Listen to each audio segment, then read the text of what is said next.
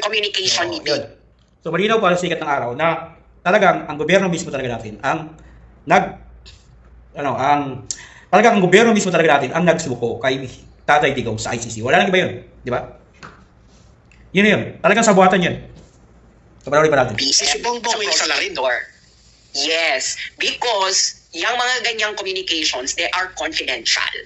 Okay? Because they are diplomatic correspondence. Grabe. That's why it is redacted. Sabi ng ICC, okay. So nakita niyo yung reason ng ICC, di ba? Public statement ng gobyerno ni Bongbong Marcos. Okay. At ang sadya Yan ang binasehan. So yun yun. Yun na yun. Na talagang ang may pakana ng lahat, yung mismong gobyerno natin. Alam niyo bakit? Kasi si PRD, siya yung nagsasalita na laban sa gobyerno. Wala na kasing oposisyon. Sino ang tumatayong oposisyon that time? Si Rizal de Veros, naka-align na nga yan sa sa gobyerno ni BBM.